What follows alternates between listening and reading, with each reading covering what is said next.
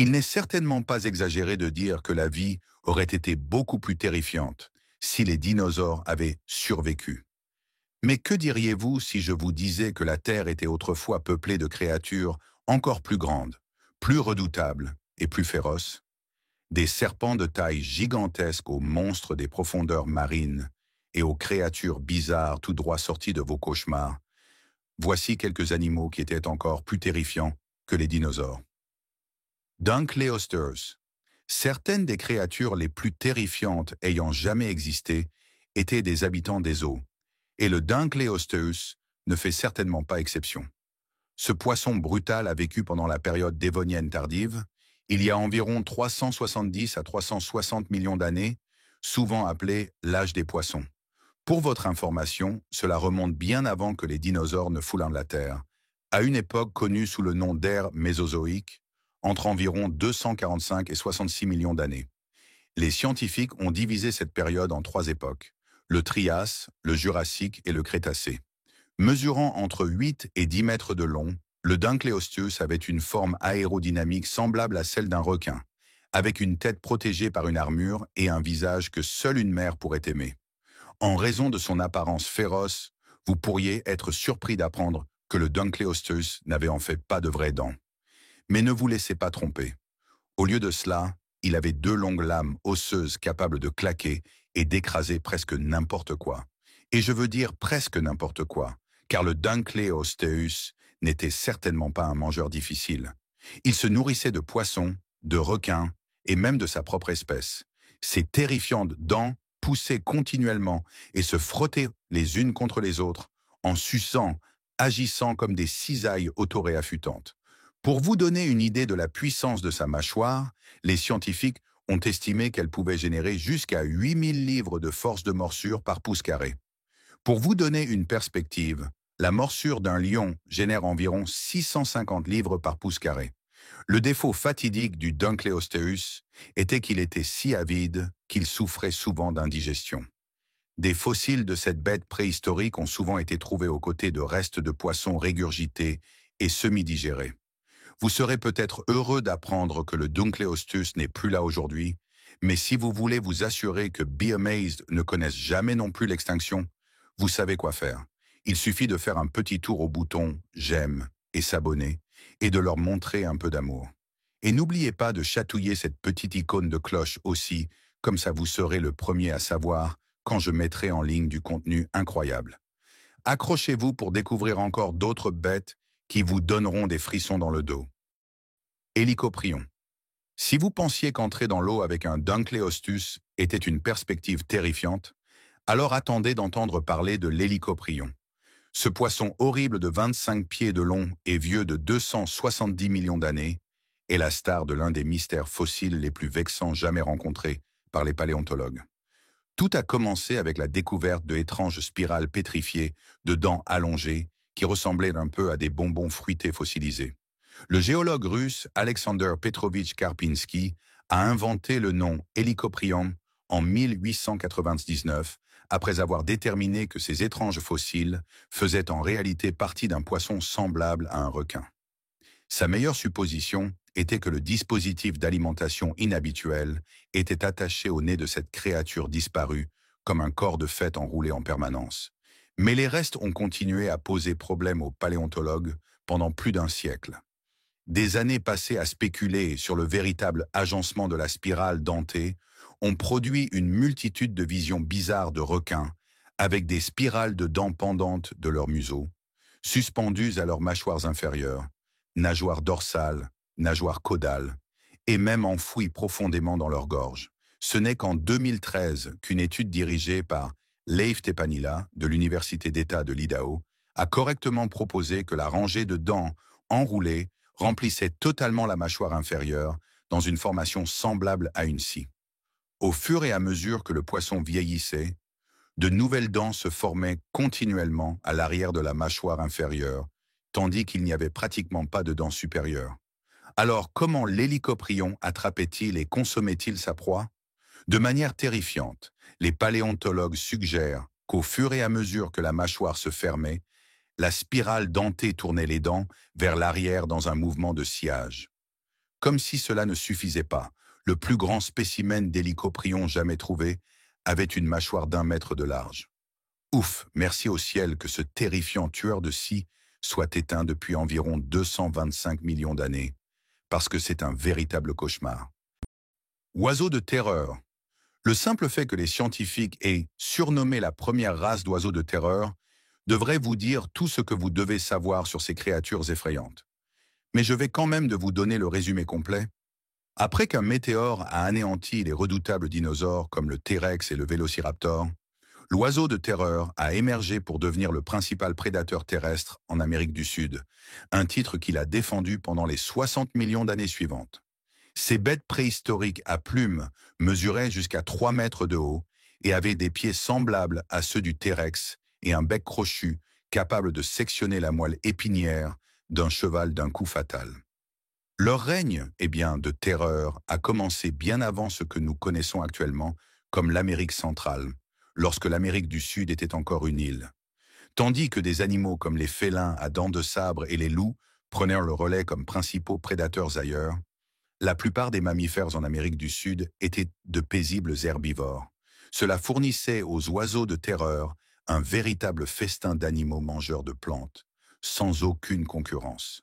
Ces créatures rapides étaient équipées d'un bec semblable à un pic, qu'elles utilisaient pour frapper vers le bas et fracasser mortellement les crânes des plus petits animaux. Mais ce n'est pas tout. Leur tête osseuse pouvait agir comme un énorme attendrisseur de viande, et ils auraient très probablement utilisé leurs énormes pieds griffus pour donner des coups puissants à leur proie.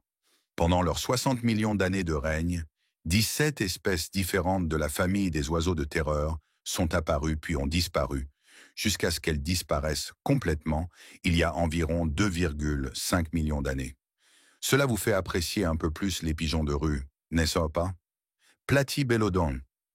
Comment transformer un éléphant ordinaire en une créature totalement terrifiante? Vous remplacez sa trompe par une énorme cuillère-fourchette en chair. Voilà comment. Cette créature fantastique peut sembler être sortie de l'imagination d'un enfant de 7 ans.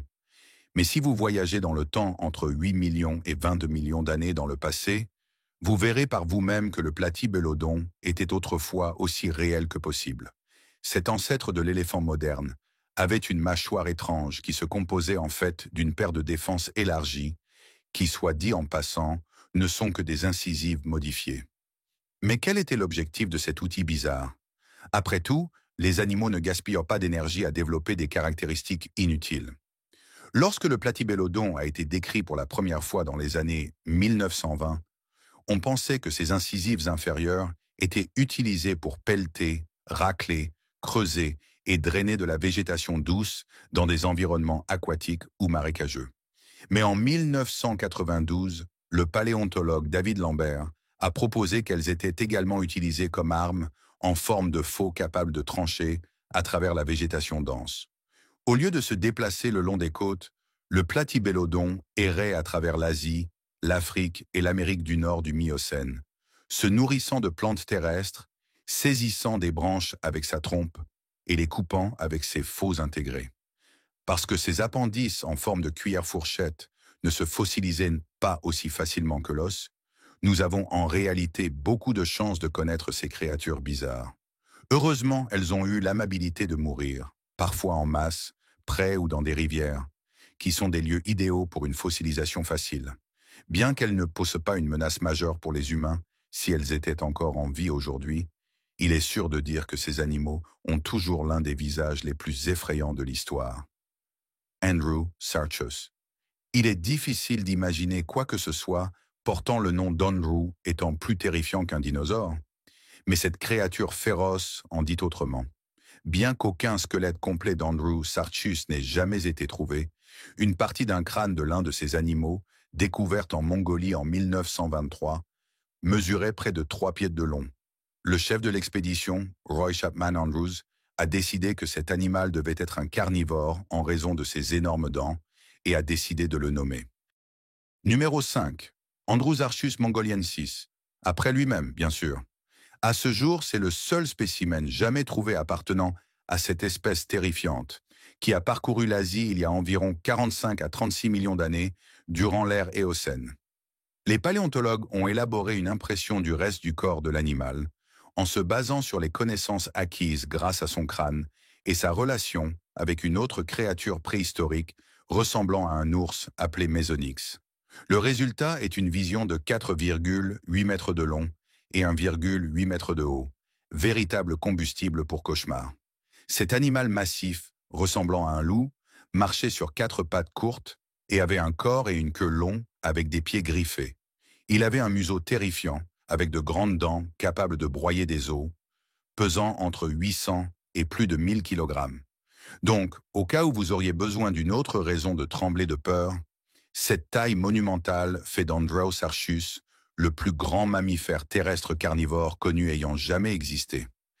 Étrangement, ces bêtes à sabots étaient en réalité considérées comme plus étroitement liées aux hippopotames et aux baleines, deux espèces appartenant à un ordre de mammifères appelé ardéodactyles.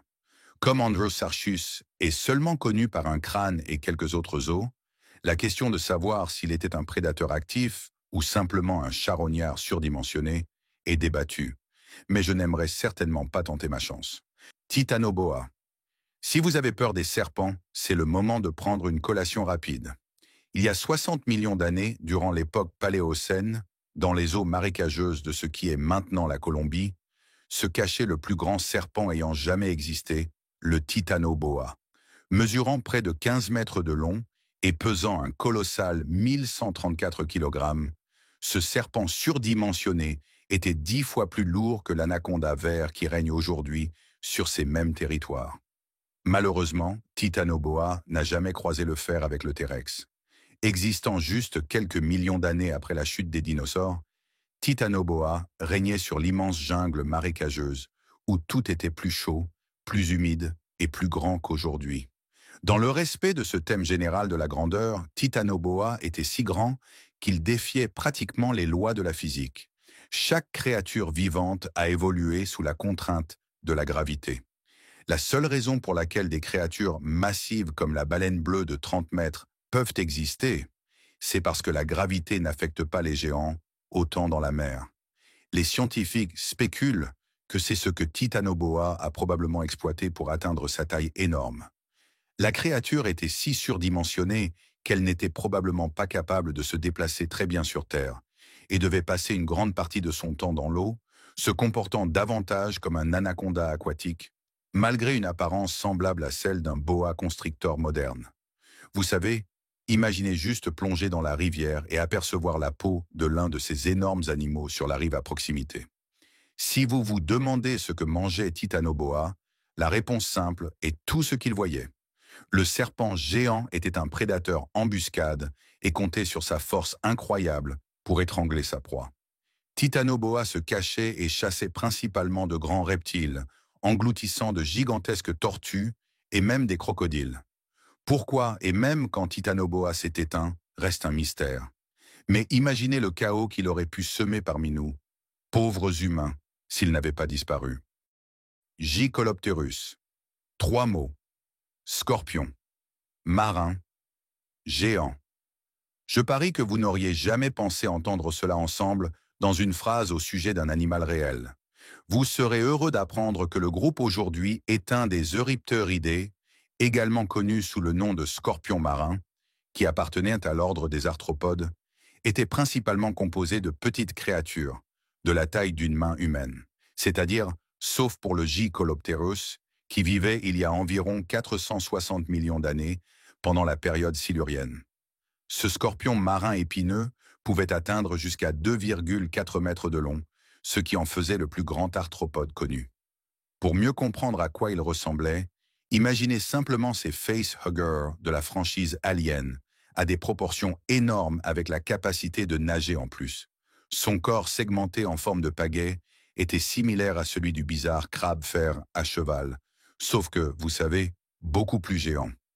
Jacolopteris se déplaçait rapidement sous l'eau grâce à ses pattes arrière en forme d'aviron, ce qui lui permettait de nager rapidement après sa proie. En plus de ses multiples membres spécialisés, ce monstre marin était également équipé de gigantesques pinces à ressort, qu'il utilisait pour attraper des poissons passants. Une pièce fossilisée d'une pince a été découverte en 2007 et mesurait même 46 cm de large. Il est indéniable que si ce scorpion marin géant avait existé aujourd'hui, il aurait pu utiliser ses pinces pour vous saisir dans une étreinte mortelle et écraser votre crâne comme une amande. Le règne des Eurypteridés, y compris le terrifiant Jaccolopterus, a finalement été abruptement interrompu par l'extinction permienne, il y a environ 299 à 252 millions d'années, qui a anéanti plus de 96% de toute la vie marine sur Terre. Numéro 8. Phoboromus pattersoni.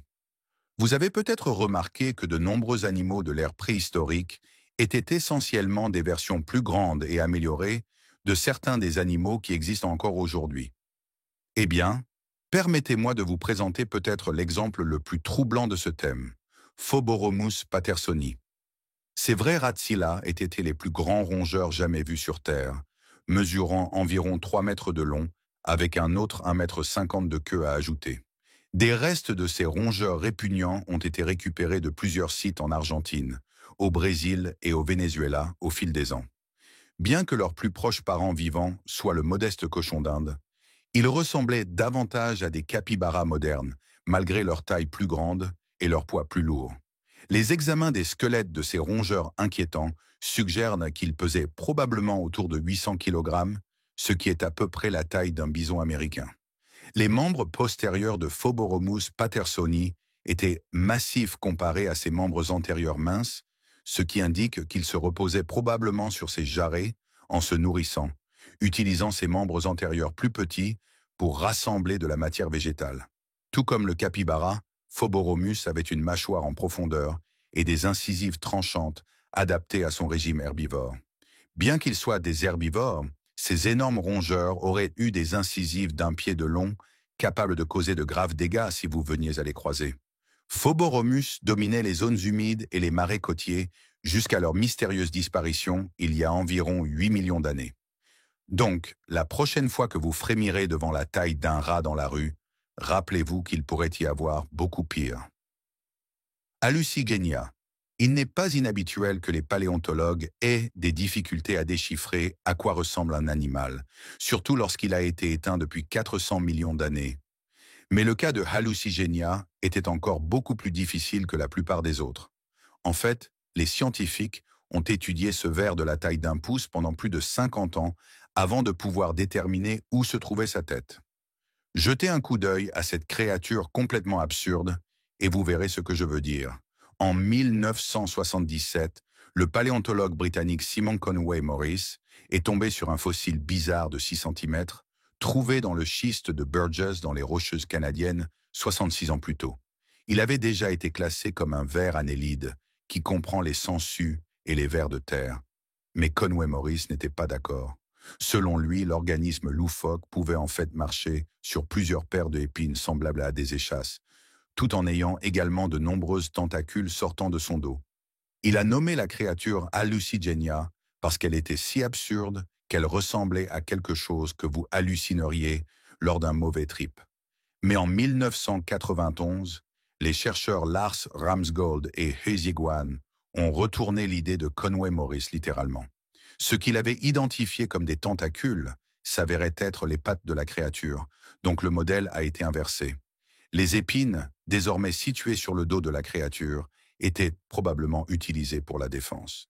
Ce n'est qu'en 2015 qu'une analyse supplémentaire menée par Martin Smith de l'Université de Cambridge, utilisant un microscope électronique et des échantillons du schiste de Burgess, a révélé quel bout était la tête du ver, avec non seulement une paire d'yeux, mais un grand sourire avec des dents.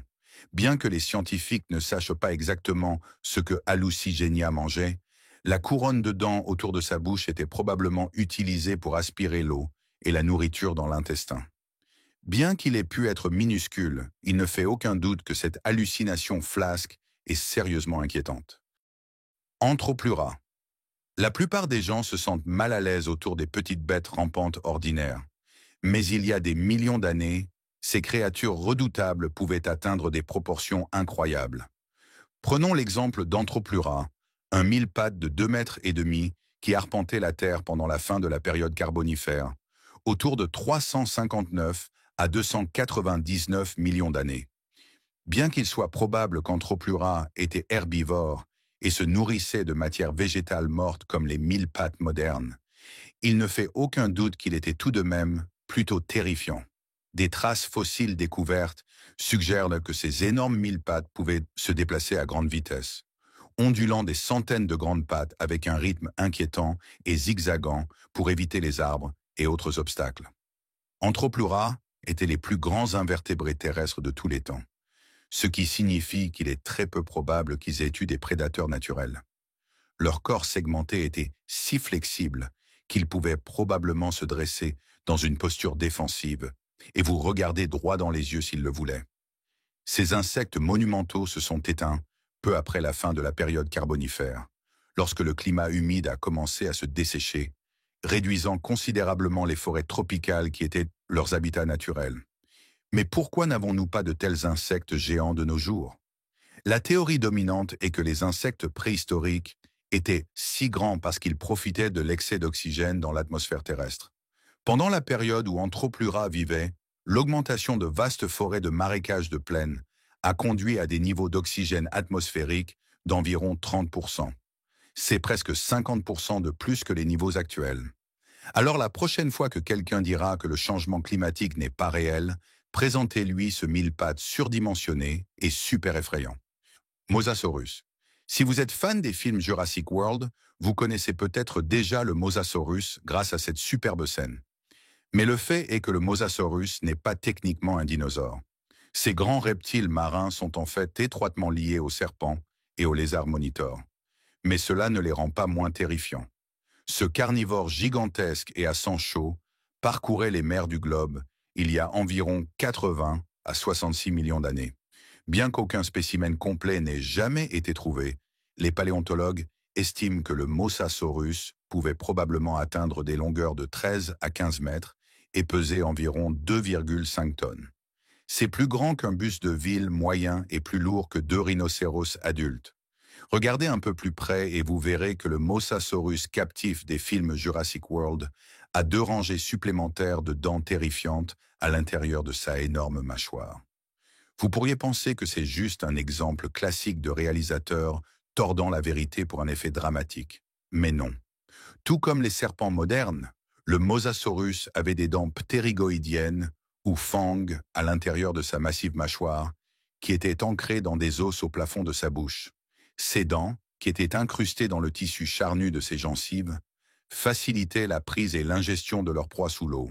En raison de leur relation avec les serpents et les lézards monitors comme le dragon de Komodo, il est même possible qu'ils aient eu de grandes langues fourchues, mais nous ne le saurons peut-être jamais avec certitude parce que les tissus mous fossilisent rarement.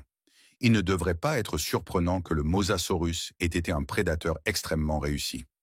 Les contenus de l'estomac ont révélé que ces brutes aquatiques mangeaient des ammonites, des poissons osseux, des tortues marines, d'autres reptiles préhistoriques comme le plésiosaure et même des oiseaux de mer. Leurs fossiles ont été trouvés sur tous les continents de la Terre, même en Antarctique.